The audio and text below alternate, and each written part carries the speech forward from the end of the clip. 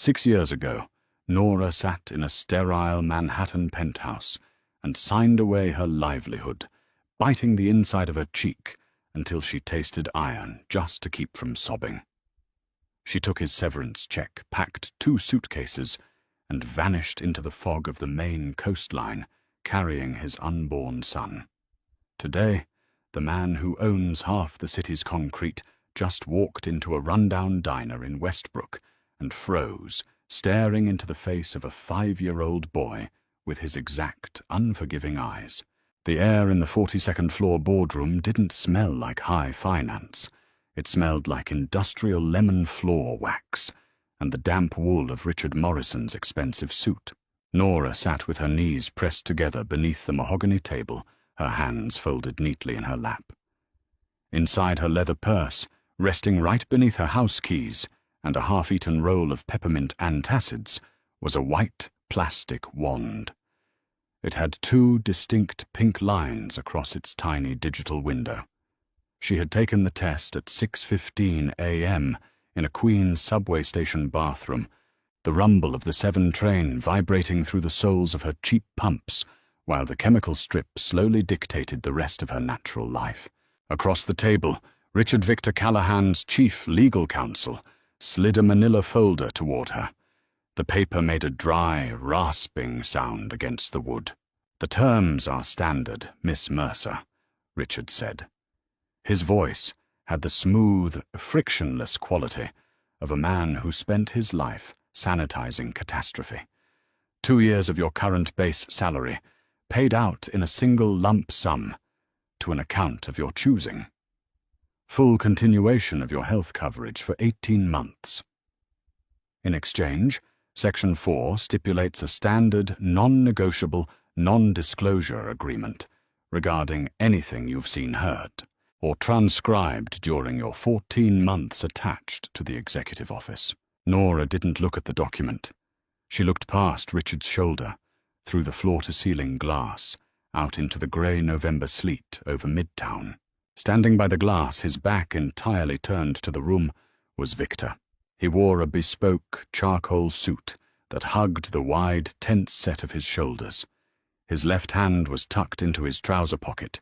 His right held a heavy glass of seltzer with a single lime wheel floating dead at the top.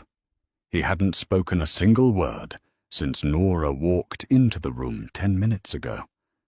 He hadn't even looked at her shoes. "The health coverage," Nora said. Her voice came out thinner than she intended.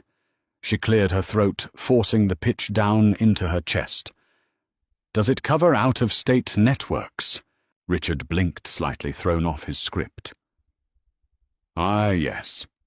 It's a Tier 1 PPO. It covers any registered practitioner in the continental United States. Is there a specific regional transfer you're contemplating?" "No," Nora said quietly. She reached into her purse. Her fingers brushed the cold plastic of the pregnancy test. For one wild, hysterical second, she imagined pulling it out instead of her pen slamming it onto the polished mahogany, letting it skitter across the table until it tapped against Victor's polished Oxford shoes. She imagined screaming at the back of his head, "Look at it! Turn around and look at what your late nights and your locked doors made." Instead, her fingers bypassed the plastic wand and closed around a cheap blue Bic pen. She pulled the folder closer. The text was dense, typed in 10-point Garamond. "The undersigned hereby forfeits any claim, moral or financial, to the assets, operations, or personal affairs of Callahan Logistics and its subsidiaries." "Victor," she said. The syllable dropped into the room like a stone into a dry well. Richard stiffened. By the window, the broad shoulders didn't move, but the ice in Victor's glass gave a tiny, sharp clink against the crystal as his grip tightened. "Is this because of the subpoena in Delaware?" she asked, her voice steadying into something cold and remarkably dead. "Or is it just spring cleaning?" 10 seconds passed. The HVAC system hummed its low synthetic B-flat. When Victor finally spoke, his voice didn't carry across the room. It seemed to scrape along the floorboards. "Sign the paper, Nora." He didn't turn around. That was the detail that finally killed the last stubborn green shoot of stupid girlhood left inside her. Not the dismissal itself she had known from week 3, that sleeping with a man whose family name was whispered in federal RICO indictments had an expiration date. It was the refusal to witness the execution. He was clearing his board of soft targets because the street was getting hot, and he couldn't even grant her the dignity of eye contact while he threw her overboard. Nora uncapped the Bic. She didn't read Section 5. She didn't read Section 8.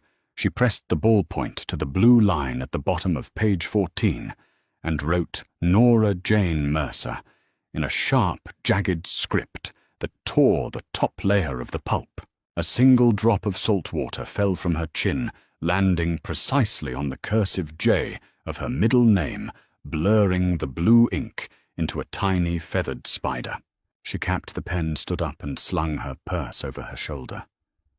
"Keep the copy," she told Richard. She walked to the double doors, her heels clicking a sharp staccato retreat. She didn't look back at the glass. She didn't look back at the man. She took the elevator down 42 floors in absolute breath-holding silence, walked out into the sleet on 4th Avenue, leaned over a municipal trash can, and threw up her morning toast. Westbrook, Maine didn't care about Manhattan. Westbrook cared about the price of winter heating oil, the tide schedule for the lobstermen, and whether the snowplows would get to Route 1 before the morning school bus run. It was a good place to hide a ghost. 5 years and 8 months later, Nora stood at the kitchen counter of a small, drafty 2-bedroom rental that smelled permanently of cedar shingles and burnt Folgers. She was $42 short on the monthly electric budget. She stood there with a yellow pad and a dull pencil, doing the brutal everyday math of the American working class if she bought the generic brand of children's Zartec instead of the name brand, and skipped the oil change on the 2008 Subaru for another 3,000 miles. She could cover the utility bill and still have $12 left over for the kindergarten book fare. "Mom!" Nora didn't look up from her column of figures. "In a minute, Owen. Put your sneakers on. The left one has a bite in it."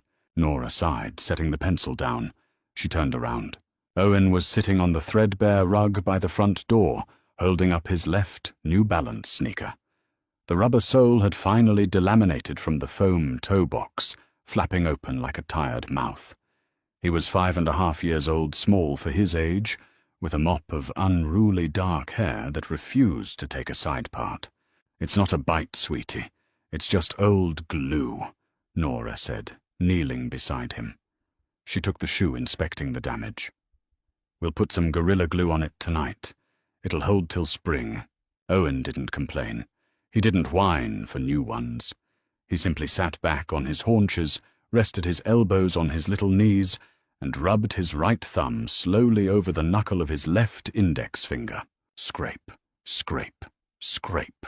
Nora froze the broken sneaker in her hand. Her heart did that familiar, sickening little drop, the one it did every time her son accidentally unmasked his donor. It wasn't just the dark hair. It wasn't just the heavy hooded shape of his dark grey eyes. It was the micro-mannerisms. When Owen was deeply frustrated, he didn't throw tantrums. His face went entirely blank. His jaw locked into a tiny, stubborn square, and he rubbed that exact knuckle. Victor Callahan had done that during every board meeting involving a supply chain delay. "He's mine," Nora told herself fiercely, pulling the shoe back onto the boy's foot and tying the double knot with rough, shaking efficiency. "He belongs to the public school system of Cumberland County and the pediatric clinic on Elm Street. He doesn't belong to a man who lives behind bulletproof glass." For nearly 6 years her system had worked. She had changed her phone number 4 times. She worked as the daytime logistics dispatcher for Holloway Freight, a local trucking outfit that hauled timber and frozen potatoes down to Boston. It was an anonymous, paper-heavy job that paid $23 an hour, just enough to keep them fed, clothed, and strictly off the radar of the social safety nets that required extensive background pings. Then came October 14th. It started with a fever of 103.4. By midnight, Owen was making a wet, whistling sound at the bottom of his lungs that sounded like wind blowing through a cracked window. The local urgent care took one look at his oxygen saturation levels and put them in an ambulance heading straight south to Boston Children's Hospital. It was acute lobar pneumonia, complicated by a severe pleural effusion. For 4 days, Nora sat in a plastic chair beside a stainless steel crib, watching a monitor trace her son's heartbeat in glowing green peaks. When the crisis passed on day 5, and the pediatric pulmonologist finally smiled and said the word discharge, Nora walked down to the hospital's financial counseling office to settle the intake paperwork. The woman behind the desk printed out an itemized estimate. The out-of-network deductible for the emergency transport and the 5-day ICU stay was $14,200. We offer a 12-month installment plan, the clerk said, kindly looking at Nora's tired, bloodshot eyes. Or we can run Medicaid eligibility right now if you have your tax returns on hand. Nora looked at the number. $14,200. If she took the installment plan, it was over $1,000 a month. Her take-home pay was $2,600. I have an account, Nora said. The words tasted like ash. She walked down to the basement cafeteria, sat at a sticky laminate table, opened her phone's browser, and typed in the web address of a major commercial bank she hadn't logged into since the Obama administration. She entered her maiden name. She entered the old 9-digit routing code. The screen loaded. Account balance: $184,512. It was the remainder of Victor's severance payout.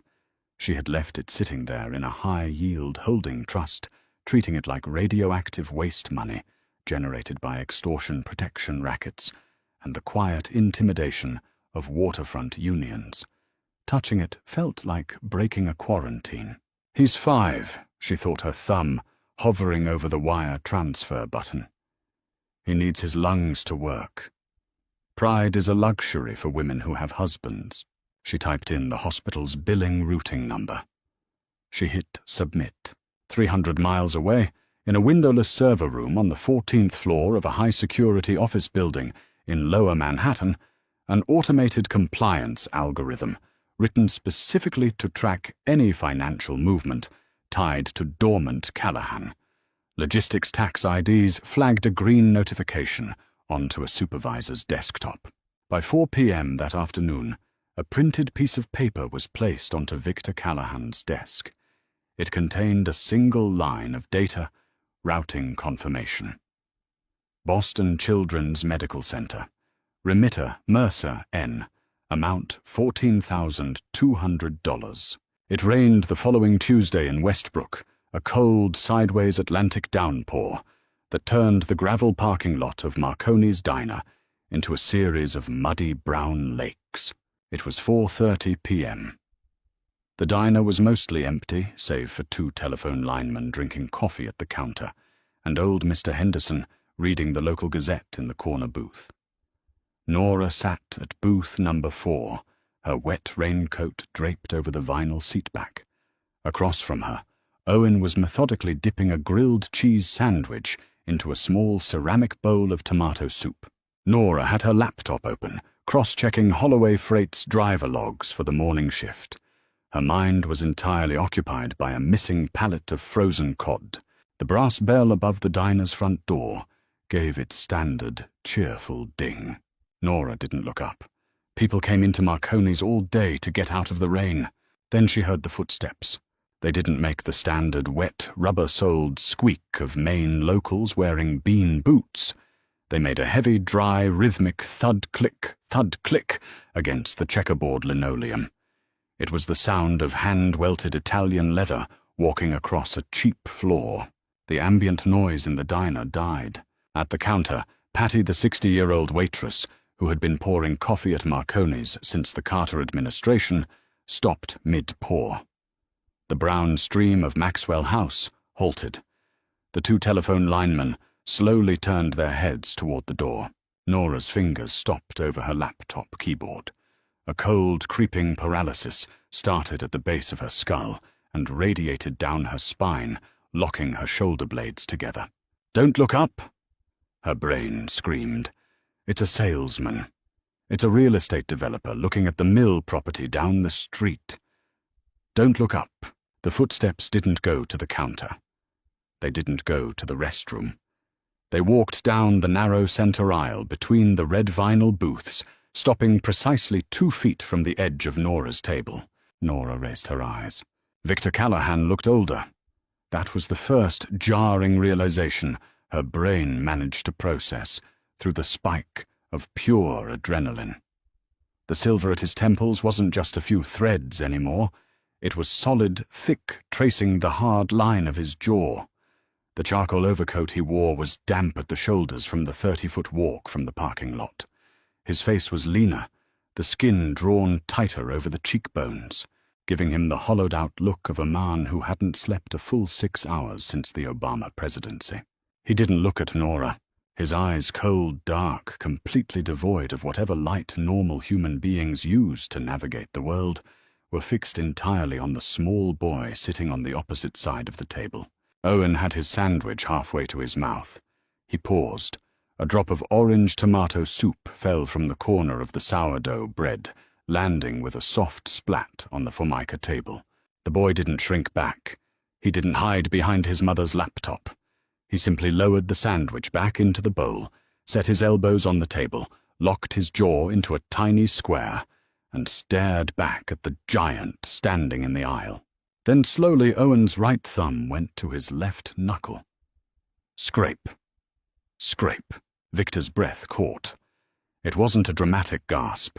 It was a sharp, jagged hitch in his chest, as if someone had just driven a 3-inch framing nail directly through his breastbone.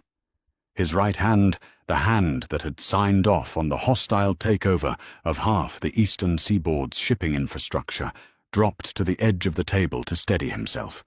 His knuckles were bone white. "Nora," Victor said. His voice didn't sound like the boardroom anymore. It sounded like a man speaking through a throat full of gravel. Nora didn't stand up. She reached out her hand, moving with deliberate, terrifying slowness, and closed the lid of her laptop. "Lick. You're standing in the aisle," she said. Her voice was flat, devoid of pitch, a dead wire. "You're blocking the waitress." Victor didn't hear her. His eyes hadn't left Owen's face. He took one slow step forward and slid into the red vinyl booth sitting directly across from the boy crowding the small table with his massive wool-clad frame. Up close, the smell of him hit her cedarwood rain, and the faint, unmistakable scent of expensive tobacco. 6 years of distance evaporated in 3 seconds. She was 25 again, sitting in the back of a town car heading down the FDR Drive, pretending she didn't know what was inside the locked briefcase in the trunk. "What's your name?" Victor asked. He didn't ask Nora. He spoke directly to the boy, his voice dropping into a register so low it vibrated against the tabletop. Owen looked at his mother first. Nora gave a single microscopic nod. "Answer him." "Don't show him fear." "Owen," the boy said. "Owen what?" "Owen Mercer." Victor's jaw rippled. He reached out toward the center of the table. Nora's hand instantly shot out her fingernails, digging into the wood, ready to flip the heavy ceramic soup bowl directly into his face if his fingers got within 6 inches of her son. But Victor didn't reach for the boy. He reached for the paper napkin dispenser. He pulled out a single white napkin. His hands were shaking. Victor Callahan, the man who had reportedly sat through a 3-hour federal grand jury deposition without his heart rate exceeding 72 beats per minute, had a visible tremor in his left index finger. He set the napkin over the spilled drop of tomato soup, pressing it down with his thumb until the orange liquid bled through the paper. "How old are you, Owen?" Victor asked softly. "5, Owen said. Then, with the pedantic precision of all small children, he added, "And 5 months. My birthday was in June." Victor closed his eyes. The math was simple. It was elementary school arithmetic. June. Subtract 9 months. That placed conception in September of 6 years ago, 2 months before a manila folder was slid across a 42nd floor table in Manhattan. When Victor opened his eyes, the emptiness in them was gone. It had been replaced by something infinitely more dangerous, absolute territorial certainty. He finally looked at Nora. "Pack his things," Victor said. "Pack his things." The command hit the humid air of Marconi's diner and died there, absorbed by the damp acoustic ceiling tiles and the smell of frying canola oil. Nora didn't flinch. 6 years ago, that tone would have sent her scrambling for her notepad, her heart hammering against her ribs like a trapped bird. Today, her heart maintained its slow, stubborn, working-class rhythm. She looked down at her son's half-empty bowl of soup, then back up at the man whose face used to haunt her bathroom mirrors. "No," Nora said. Victor's eyebrows twitched a fraction of a millimeter, the only outward sign of a systemic shock. "Nora, you're in Cumberland County, Victor," she said, her voice dropping into a register as flat and hard as the asphalt on Route 1. "You aren't in Manhattan. You don't have 3 tiers of junior partners waiting outside the door with indemnity waivers, and you don't own the deed to this building. If you put a single hand on my son's coat, Patty is going to hit the silent panic button behind the register, and Deputy Morrison is going to be in this parking lot in 4 minutes.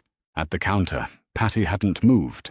She was still holding the glass pot of Maxwell House, her eyes fixed on Victor's broad shoulders, with the universal, flinty suspicion small-town New Englanders reserved for men in expensive topcoats. Victor didn't look at Patty. He leaned inches closer across the Formica table. He belongs in a facility with a dedicated pediatric pulmonary wing. I saw the intake scans from Boston, Nora. His left lower lobe is 70% consolidated. You are treating a serious pleural infection with a clinic prescription and an over-the-counter humidifier. I am treating him with what my paycheck allows." She snapped the icy veneer, cracking just enough to let the raw, bleeding frustration of the last 3 weeks bleed through. "And he is getting better. His fever broke 4 days ago. He breathes like he's pulling air through a wet sponge," Victor said. His voice wasn't cruel. It was factual, devastatingly objective. It was the tone he used when pointing out that a cargo ship had structural hull rot. "I have a medical transport idling behind the kitchen. There is a team at Massachusetts General waiting for my call. We can do this with your cooperation, or we can do it after I wake up a superior court judge in Portland and file an emergency petition for temporary medical conservatorship." Nora felt the blood drain from her face, leaving her skin cold and prickling. He would do it. That was the terror of Victor Callahan. He didn't carry guns into diners. He carried the weaponized machinery of the American legal system. He would hire 3 Portland law firms before breakfast, bury her in emergency injunctions, subpoena her bank accounts, and paint her to a family court judge as an unstable, financially insolvent flight risk who had hidden a medical crisis from a willing, wealthy father. Beside her, Owen set his spoon down. "Clink.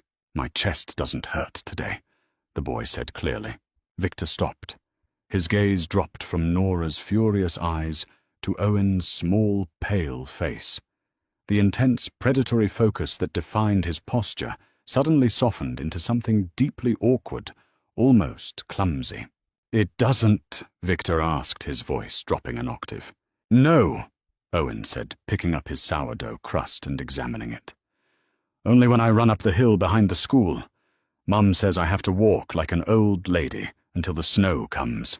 A tiny involuntary muscle jumped in Victor's jaw. He reached into his coat pocket. Nora's hand instantly tensed, but he didn't pull out a phone or a legal document. He pulled out a small, heavy silver coin, an old 1921 Morgan silver dollar, worn smooth at the edges, and slid it slowly across the table until it touched the edge of Owen's soup bowl. My grandfather gave me that when I had the croup, Victor said quietly. He told me if I kept it in my pocket, it would weigh me down so the wind couldn't take my breath away. Owen stared at the heavy silver disc. Small boys are fundamentally magpies. The gleam of old, heavy metal was irresistible. His small, ink-stained fingers reached out and closed over the dollar. It was far too big for his palm. Victor, Nora warned, her voice trembling. Victor stood up. The red vinyl seat gave a long, sighing decompression. He towered over the booth, his silver-streaked hair catching the dull, fluorescent light of the diner. I bought the old Henderson farmhouse on the edge of town, Victor said, looking down at Nora. The one with the apple orchard. I paid cash an hour ago. The wire transfer to Boston Children's settled at noon. Your debt is zeroed out.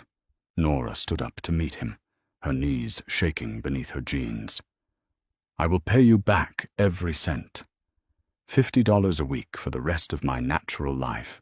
You won't pay me a dime, Victor said softly. He stepped out into the aisle, buttoning the center button of his charcoal coat.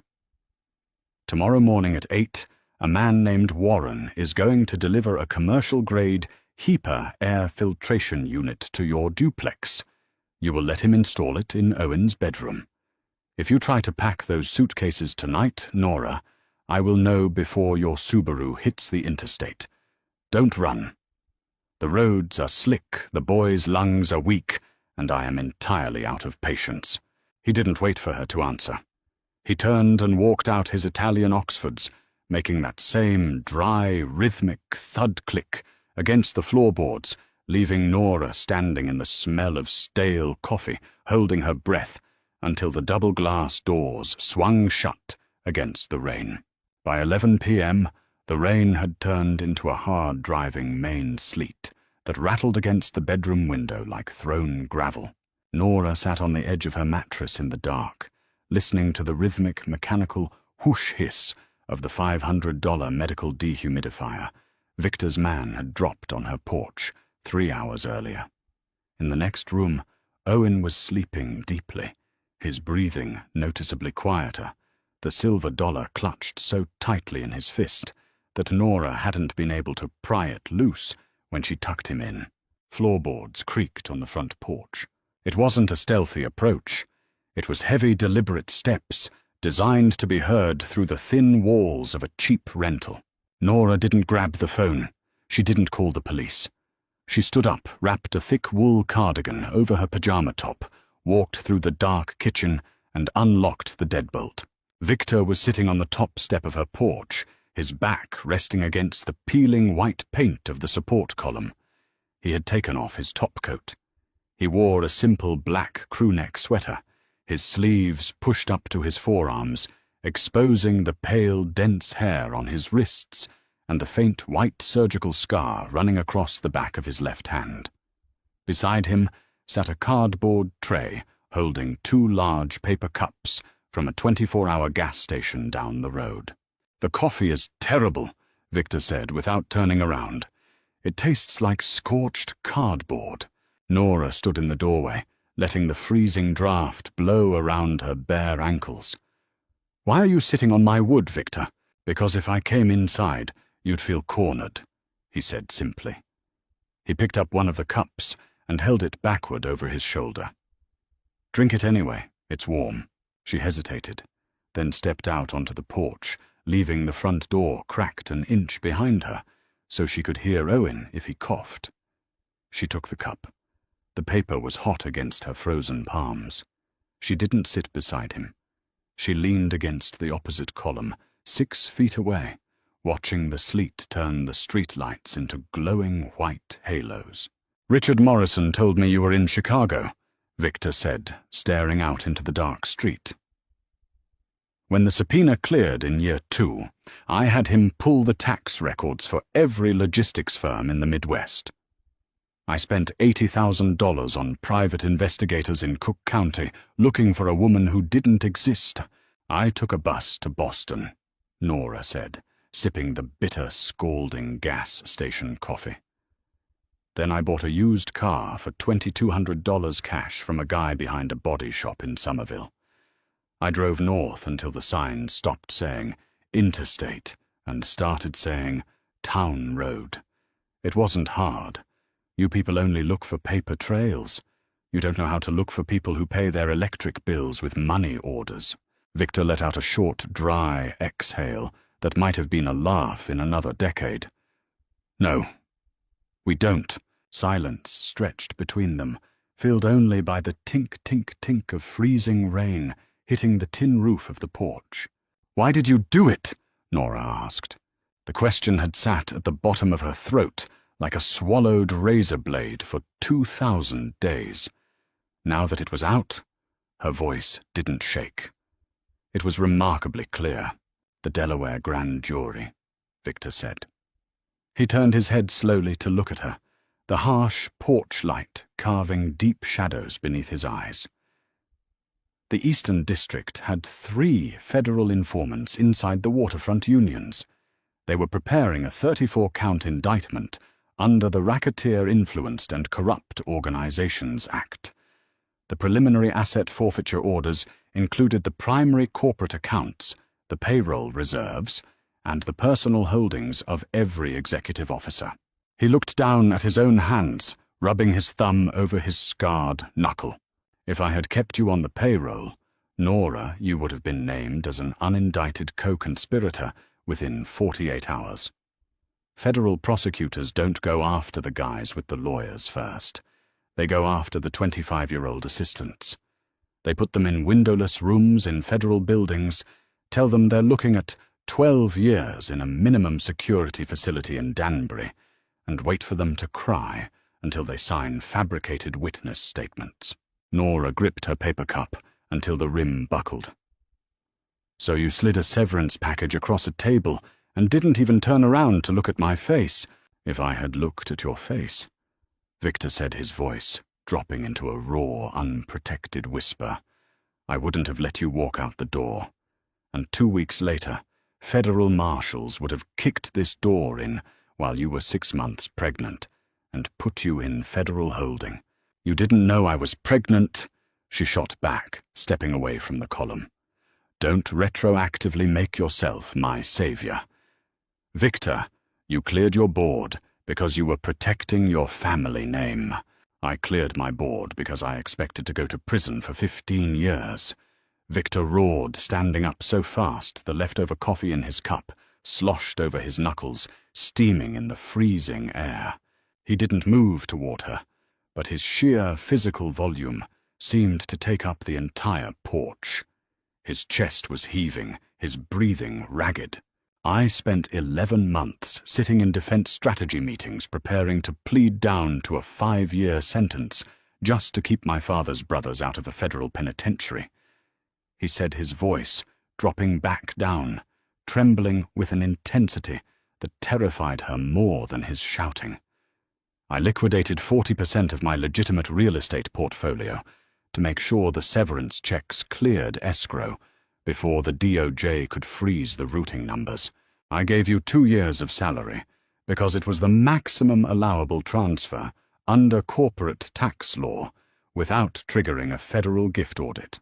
He reached out his hand, stopping inches from her shoulder, hovering there in the freezing damp. "You think I treated you like garbage," Victor said softly. "I treated you like the only clean thing I had ever touched in 36 years. I put you out in the cold so the fire wouldn't catch your skirts." Nora looked at his hovering hand. Her chest felt tight, constricted, as if she were the one with the pneumonia. "You should have asked me," she whispered, tears finally spilling over her lower lids, hot against her freezing cheeks. "You should have asked me if I wanted to burn." Victor's hand dropped slowly to his side. He looked at her with an expression of such profound, ancient exhaustion that he looked 50 years old. "People like me don't get to ask for volunteers, Nora," he said. He turned, walked down the wooden steps, into the driving sleet, and disappeared into the darkness of the street. By November, the New England frost had settled permanently into the soil of Cumberland County, turning the grass in the front yards into stiff white needles that crunched beneath the boots of the children walking to the bus stop. Victor Callahan did not leave Westbrook. He didn't move into a hotel.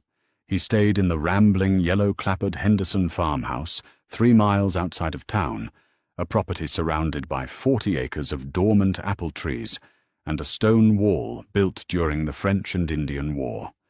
He bought a used navy blue Ford F-150 from a local dealership, a deliberate, calculated piece of camouflage that allowed him to sit in the gravel parking lot of the elementary school at 3 p.m. without drawing the immediate stares of the PTA mothers. He didn't force his way into Nora's kitchen again. Instead, he initiated a campaign of slow, territorial attrition. On Tuesday, Nora walked out to her Subaru to find all 4 bald 7-year-old all-season tires replaced with brand-new studded Bridgestone winter treads. The invoice tucked neatly under the windshield wiper showed a balance paid in full by Callahan Agricultural Holdings. On Thursday, when Owen went to his follow-up appointment at the Elm Street Clinic, the overworked local pediatrician wasn't there.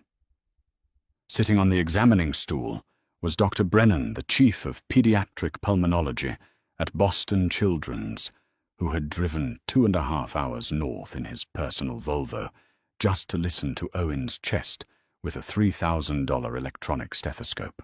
"The consolidation is clearing beautifully, Ms. Mercer," Dr. Brennan said, showing Nora the comparative iPad slides of her son's lung capacity. "Whatever high-efficiency air system you installed in his sleep environment is doing wonders. His bronchial inflammation is down 40%. Nora didn't thank Victor. When she saw him parked across the street from the clinic in his beat-up Ford, she simply walked over, tapped on the passenger window, until he rolled it down and handed him a brown paper bag containing 2 fresh blueberry scones from the local bakery. "Owen likes the ones with the coarse sugar on top," she said, her tone strictly neutral. "Don't give him both. It makes him hyperactive before his reading hour." Victor looked into the bag, then up at her. A slow, tentative smile touched the corners of his mouth, the first genuine smile she had seen on his face since a weekend trip to Martha's Vineyard 7 years ago. "Understood. The real shift happened on the 3rd Saturday of the month. It was a crisp, clear 38 degrees. Nora was in the side yard of the duplex, raking the last of the heavy, wet oak leaves into a massive canvas tarp. Owen was sitting on the bottom porch step, wrapped in a puffy red down jacket, methodically scraping a stick against the soles of his boots. A heavy diesel engine idled at the curb. Victor stepped out of the truck. He was wearing a faded Carhartt work jacket over his sweater, his hands bare against the chill. He didn't ask permission. He simply walked across the frosted grass, took the wooden handle of the rake from Nora's cold hands, and began pulling the wet oak leaves with long, powerful rhythmic strokes that cleared 10 square feet at a time. Nora stood there rubbing her numb fingers inside her cheap knit gloves. "You're going to get blisters. Those aren't executive hands. I dug ditches for my uncle's construction firm in Queens from age 14 to 20, Victor said smoothly, not breaking his rhythm. "My hands remember how to work, Nora." On the porch step, Owen stood up. He walked over to the edge of the leaf pile, his small red boots sinking into the dry brown edges. He looked up at Victor. "Do you know how to build a ramp?" the boy asked. Victor paused, resting his forearms on the top of the rake handle. "A ramp for what?" "My monster trucks," Owen said, pulling a mud-stained plastic grave digger truck from his jacket pocket. "The dirt in the driveway is too hard. It won't pile up." Victor looked at the plastic toy, then toward the back of his Ford truck. "I have 2 pine boards and a box of wood screws in the bed.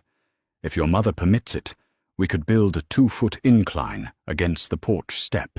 Owen turned his head slowly, his dark grey eyes, Victor's exact eyes, locking onto Nora with the intense, silent plea of a boy who had spent 5 years watching other kids' fathers build pine wood derby cars.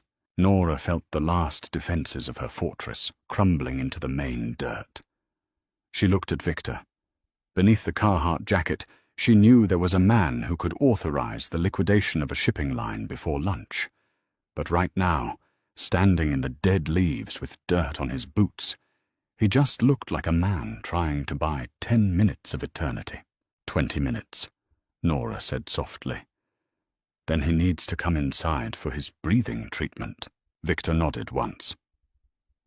For the next half hour, the quiet Saturday afternoon was broken by the sound of a handsaw cutting through soft pine and the low rumbling murmur of Victor's voice explaining the mechanics of structural weight distribution to a 5-year-old sitting cross-legged on the grass. Nora stood at the kitchen window watching them through the glass. When Victor handed Owen the finished wooden ramp, the boy didn't say, "Thank you." He simply took it, set his monster truck at the apex and let it fly. Victor sat back on his heels, his massive frame balanced on the frozen turf, watching the cheap plastic wheels spin across the dirt with an intensity that suggested he was watching the launch of a private satellite. Then Victor's phone buzzed. It wasn't his standard commercial cell phone. It was the small black satellite device he kept locked in the glove compartment of the truck, the one dedicated strictly to the secure comms of the Callahan corporate security grid. Through the window, Nora saw Victor pull it from his jacket pocket. He looked at the screen. The relaxed domestic softness vanished from his shoulders instantly. His spine locked into that familiar, terrifying iron rod. He stood up slowly, stepping 3 paces away from Owen, and pressed the device to his ear. He spoke only 3 words into the receiver. How many miles? Nora didn't need to hear the answer.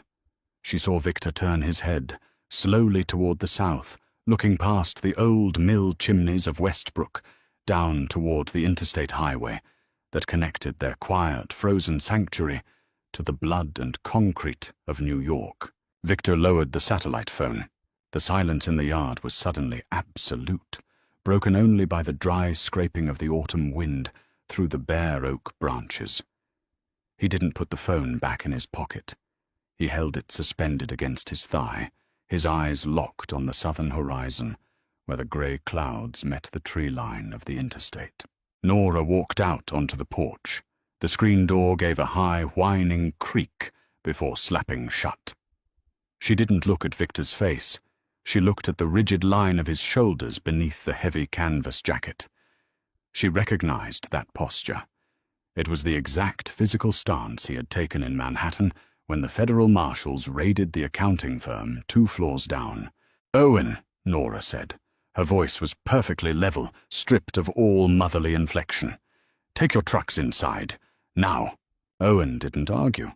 He picked up his plastic gravedigger, cast one disappointed look at his brand-new pine ramp, and trotted up the wooden steps. Victor turned. "Pack a single bag. Medical supplies for the boy, warm clothes for you. Nothing you can't carry at a dead sprint. No." Nora crossed her arms over the thick wool of her sweater. "We aren't going anywhere. This is my house, Victor. My name is on the lease. You don't get to bring your fires into my front yard and then order me to run from them. A man named Sullivan is 30 miles south of Portland." Victor said, his voice terrifyingly calm. He walked across the frosted grass, closing the distance between them, until he stood at the base of the porch stairs. "He runs the waterfront rackets in South Boston. 3 days ago, one of the pediatric nurses in Boston Children's financial office realized that a $14,000 medical debt for a boy named Mercer was paid off by a holding corporation tied to my tax grid. She told her brother, who buys pills from Sullivan's lieutenants." Nora's stomach hollowed out. A cold metallic taste flooded the back of her throat. Sullivan doesn't have the muscle to take my territory in New York. Victor continued, his dark eyes entirely devoid of warmth. But if he gets his hands on my son, he doesn't need muscle. He dictates the terms of my entire infrastructure. He will use the boy to bleed me dry, and then he will put a bullet in his head to make sure I never retaliate. Nora grabbed the porch railing. The rough freezing wood bit into her bare palms. 6 years. 6 years of generic brand serial cash transactions and looking over her shoulder at every traffic light, all undone by a curious billing clerk in a hospital basement. "Victor," she whispered, the panic finally cracking the ice in her voice. 20 minutes, Nora." He stepped past her, pulling his truck keys from his pocket. "Warren and Hayes are 3 miles away in a reinforced Suburban. I am leaving this truck in the driveway. We go out through the back woods." "Move." Nora moved. She didn't pack photographs. She didn't pack Owen's favorite storybooks. She went straight to the bathroom cabinet, swept the entire shelf of albuterol inhalers and fever reducers into a canvas tote bag, and grabbed 3 heavy wool sweaters from her dresser. In the living room, Owen was sitting on the rug, his small hands paused over a pile of Lego bricks. He looked up, his grey eyes wide, sensing the atmospheric pressure drop in the house. "Put your boots back on, buddy," Nora said, her hands shaking so badly she dropped the canvas tote. She picked it up, forcing a tight, bloodless smile. "We're going on a camping trip. It's too cold for camping," Owen stated pragmatically. "Not where we're going." The back door opened. Victor stepped into the kitchen. He had shed the Carhartt jacket. Beneath it, strapped tightly over his black crewneck sweater, was a matte black Kevlar tactical vest. A heavy blued steel automatic pistol sat in a Kydex holster at his right hip. Owen stared at the gun. Nora expected her son to cry. She expected him to shrink back. Instead, Owen's jaw locked into that tiny, stubborn square. He looked from the gun up to Victor's face. "Are the bad men coming?" the boy asked. Victor stopped. He didn't offer a platitude. He didn't tell a 5-year-old a comforting lie about police officers or games of hide-and-seek. He knelt down on the cheap linoleum, bringing his eye level perfectly even with his son's. "Yes," Victor said, his voice a low, steady rumble. "They are coming. But they aren't going to get through the front door, and they aren't going to find you, because I am going to stand in the way." Owen nodded once. He reached down, grabbed the Velcro straps of his red boots, and pulled them tight. 3 minutes later they were walking through the dense, freezing pine woods behind the duplex. The air was razor-sharp, burning Nora's lungs with every breath. Victor walked point, carrying Owen effortlessly in his left arm, his right hand resting casually near his hip. He didn't use a flashlight. He navigated the uneven terrain by the pale, ambient glow of the Westbrook streetlights, filtering through the canopy. They reached a service road that ran behind the old paper mill. Sitting in the shadows, its engine idling with a low, heavy diesel thrum, was a black Chevrolet Suburban. A man in a dark peacoat stepped out from the driver's side. He had the thick, broken nose of a former middleweight boxer and eyes that scanned the tree line with mechanical efficiency. "Warren," Victor said softly. "Boss," Warren replied. He opened the heavy rear door. It didn't swing lightly. It moved with the slow, ponderous momentum of armor-plated steel. "Hayes is sitting 2 miles down the road in a decoy sedan. We have the transponder pinging on Sullivan's lead car. They just passed the toll booth. We have an 8-minute head start." Victor loaded Owen into the back seat, buckling the heavy 5-point harness himself. He turned to Nora, gripping her elbow, and practically lifted her into the cabin. "Where are we going?" Nora asked, her voice muffled by the thick, soundproofed interior of the vehicle. "North," Victor said, shutting the door. The safe house wasn't a house. It was a decommissioned lumber baron's estate, sitting on 400 acres of private gated timberland near the Canadian border, completely invisible from any county road. By the time the Suburban's tires crunched over the gravel driveway, it was 2 a.m. The temperature had dropped to 9 degrees. The estate was completely dark, running on a silent subterranean generator.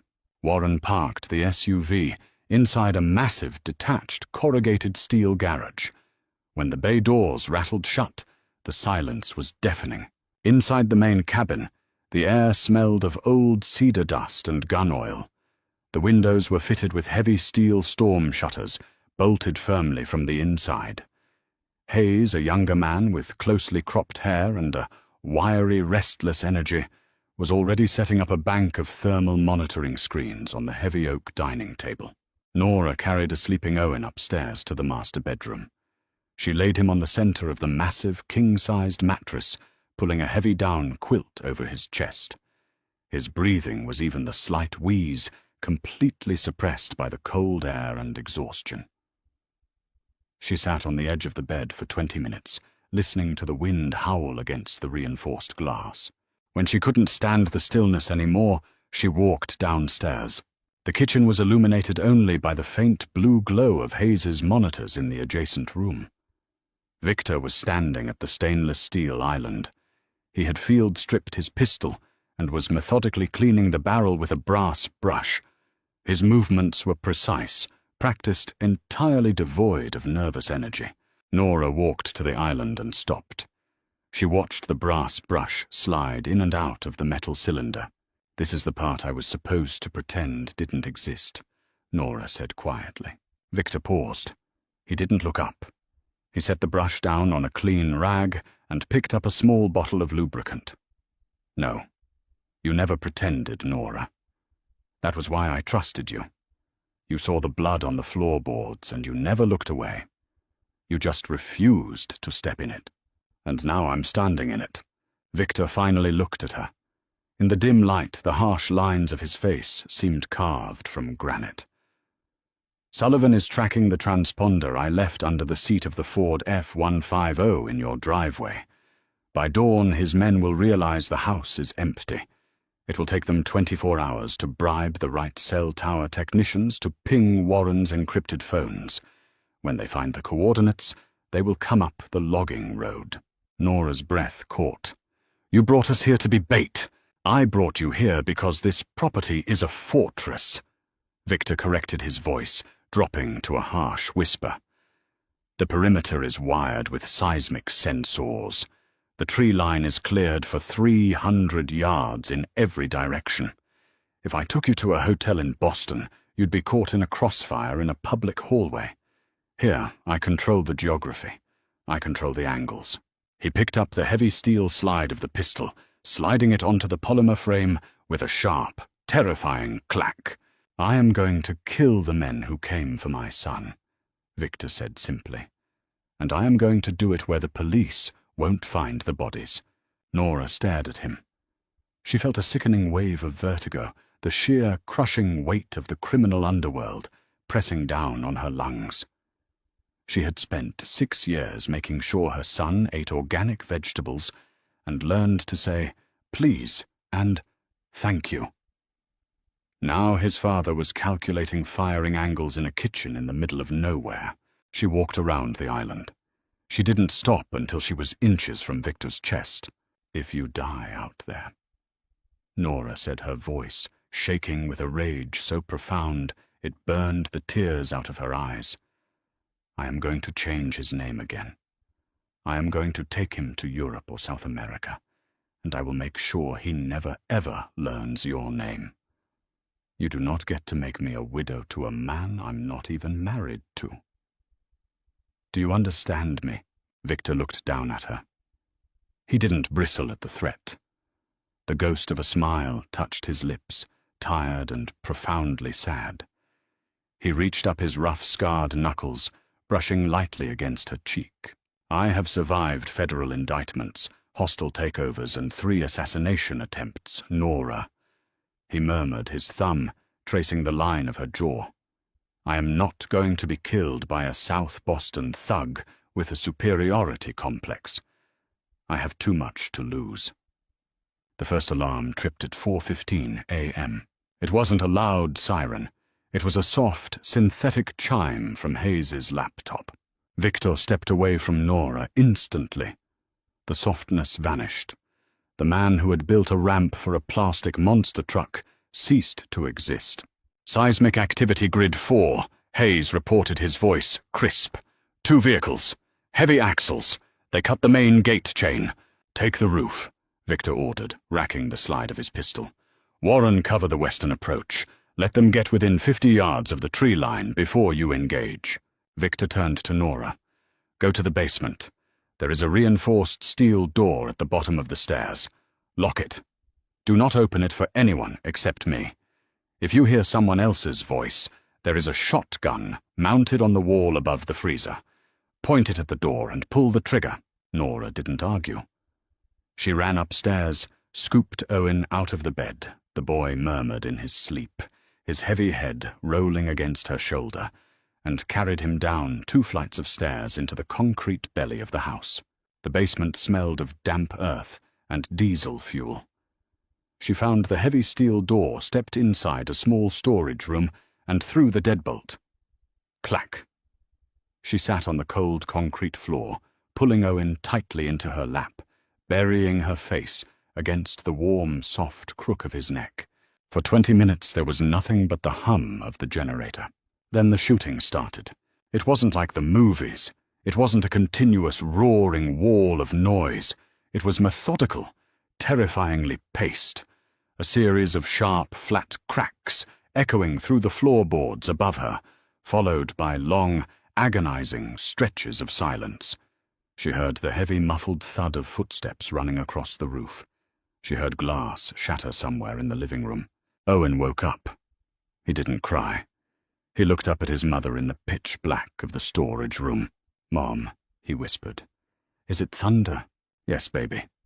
Nora lied, her tears finally falling hot and fast against his hair. "It's just thunder. It's going to pass." Down in the dark, she prayed. She didn't pray for her soul. She prayed for the monster upstairs. She prayed that the man she had loved 6 years ago was vicious enough, cruel enough, and fast enough to slaughter everything in the snow outside. The steel door rattled. Nora jolted awake. She had fallen into a state of shock-induced exhaustion, her arms cramped and numb from holding Owen. The basement was entirely silent. The heavy mechanical hum of the generator had masked whatever time had passed. "Nora." The voice was muffled through 3 inches of solid core steel, but it was unmistakably his. Low, gravelly, exhausted. She stood up, her knees popping, set Owen gently on a stack of folded moving blankets, and walked to the door. Her hands were shaking so violently she could barely grip the brass deadbolt. She threw the lock and pulled the heavy door open. Victor stood on the bottom stair. He was missing his jacket. His black sweater was torn at the left shoulder. A long, shallow laceration ran from his cheekbone to his jaw, the blood already coagulating into a dark, rusty crust. He smelled intensely of cordite burnt oil and the sharp, coppery stench of violence. "It's over," Victor said. He leaned heavily against the concrete wall, his chest rising and falling in slow, labored breaths. "Sullivan won't be returning to Massachusetts. The local authorities won't find anything. Warren is dealing with the vehicles." Nora looked at the blood on his face. She reached out her fingers, hovering an inch from the cut on his cheek. "Are you hurt?" "No," he said, turning his face slightly into her hand. He closed his eyes for a fraction of a second, absorbing the warmth of her palm against his freezing skin. "It's just glass." They walked back upstairs. The living room was a catastrophe of shattered glass, pulverized drywall, and the freezing wind howling through the broken shutters. But there were no bodies. Victor's men operated with the chilling, invisible efficiency that had kept the Callahan Syndicate out of federal prison for 40 years. 2 hours later, dawn broke over the main timberline. The sky was a bruised, brutal purple. Victor was sitting at the heavy oak dining table. He had washed his face and taped a butterfly bandage over his cheek. On the table in front of him sat a thick manila folder and a black Mont Blanc fountain pen. Nora walked into the room holding 2 mugs of instant coffee. She set one down in front of him and sat across the table. Victor didn't touch the coffee. He slid the manila folder across the smooth oak surface. It made a dry, rasping sound. "I had Richard draft this 3 days ago," Victor said. The gravel in his voice was gone. It had been replaced by a hollow, deadened corporate monotone. "It is an irrevocable trust. It transfers $70 million of perfectly clean, heavily audited commercial real estate assets directly into Owen's name, inaccessible until his 25th birthday. The secondary clause provides you with an untraceable tax-exempt monthly stipend of $40,000. Nora stared at the folder. The edges of the paper were perfectly crisp. "What is the catch, Victor?" she asked softly. "The catch is that I leave," Victor said. He looked past her shoulder, staring out the shattered window into the freezing woods. "Sullivan found you because I came looking for you. My proximity is the contagion. If I am in your life, you will never be safe. I will have Richard set you up in a gated community in Switzerland or New Zealand or wherever you want to go. I will fly out once a year on his birthday under a different name. You will never have to listen to gunfire in a basement again." 10 seconds passed. The winter wind howled through the broken glass, rustling the pages inside the folder. Nora looked at the man across the table. She looked at his graying hair, the exhaustion carved into the deep lines around his mouth, the scarred hands resting heavily on the oak wood. 6 years ago, she had sat across a mahogany table in a 42nd floor boardroom, terrified of his power, terrified of his silence. She wasn't 25 anymore. She was a mother who had kept her son alive with sheer, desperate willpower. Nora reached across the table, grabbed the manila folder and stood up. She walked over to the stone fireplace, where a few embers still glowed red from the previous night's fire. Without a word, she tossed the folder onto the coals. The dry paper caught instantly, flaring into a bright, sudden sheet of yellow flame. Victor stood up his chair, scraping violently against the floorboards. "Nora, what the hell are you doing? That is his future." "His future is not a wire transfer," Nora said, turning to face him. Her voice rang off the high timber ceilings, sharp and ringing with absolute, unbending authority. "I spent 6 years hiding from ghosts. I am not going to spend the next 20 years hiding in Switzerland while you play the noble martyr in New York." Victor crossed the room in 3 strides, stopping inches from her. "You saw what happened here tonight. You saw what I am. I saw a man who kept his son alive." Nora shot back, refusing to give an inch of ground. She looked up directly into his dark, unforgiving eyes. "You don't get to buy your way out of this, Victor. You don't get to slide a piece of paper across a table and dismiss yourself from our lives. If you are the king of this rotting empire, then act like it. You build the walls higher. You double the guard.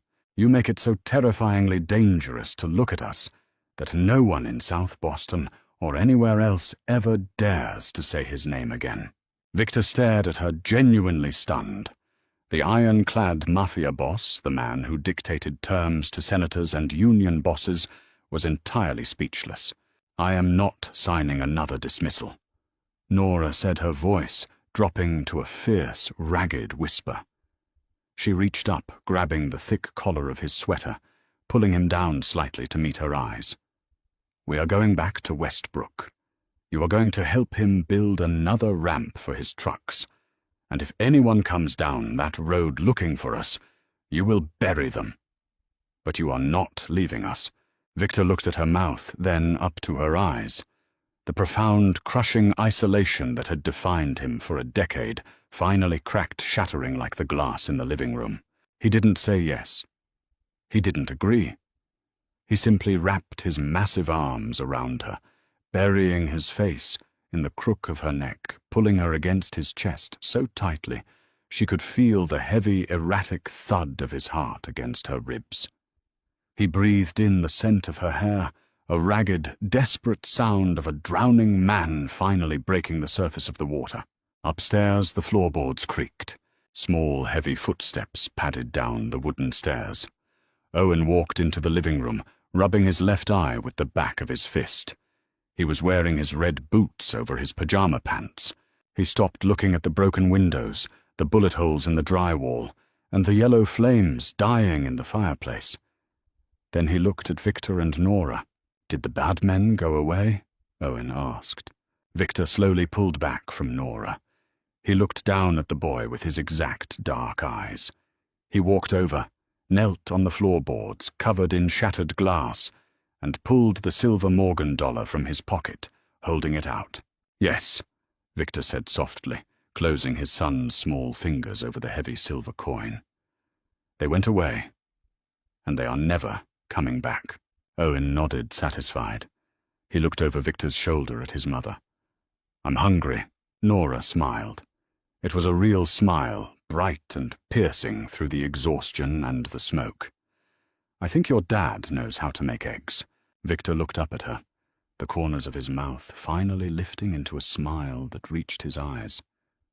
"I can make eggs. When you run from the devil, you eventually run out of road." Nora thought she could protect her son by hiding in the shadows, but she finally learned the hardest truth of all. Sometimes the only way to protect your family is to let the monster out of his cage. Victor didn't just reclaim his heir, he finally found the one woman strong enough to stand beside him in the crossfire. What did you think of Nora's final stand? Did she make the right choice by throwing the contract in the fire? Hit that like button if you loved the explosive finale. Subscribe